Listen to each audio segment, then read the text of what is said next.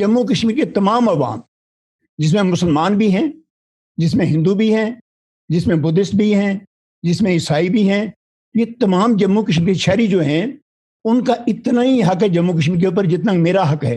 The level of impunity given to the Modi regime has allowed them to run from the last 2 years one of the largest open prisons in the world in this valley. This isn't an issue only for India, for New Delhi.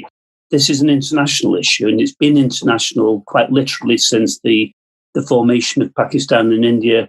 The first thing I want to say and I want to make clear is that I condemn human rights abuses wherever they take place in the world, but most especially because this is where my knowledge extends, is in the Valley of Kashmir.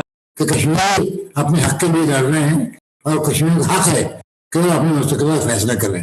और हमें खतरा है कि अब यासीन मलिक पे जो मुकदमात बनाए जा चुके हैं या बन रहे हैं, उनके तहत शायद उनके साथ भी वही कुछ ना हो जो कि मकबूल भट्ट या अफजल गुरु साहब के साथ हुआ या दूसरों के साथ हुआ।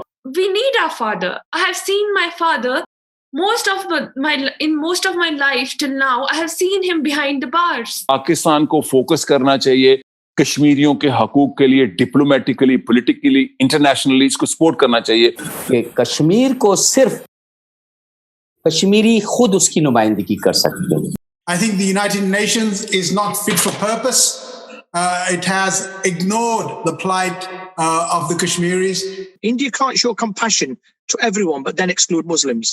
शुक्रगुजार हूं कि आपने मुझे स्पेस दिया जम्मू कश्मीर के डिस्प्यूट पर अपना व्यू पॉइंट रखने का।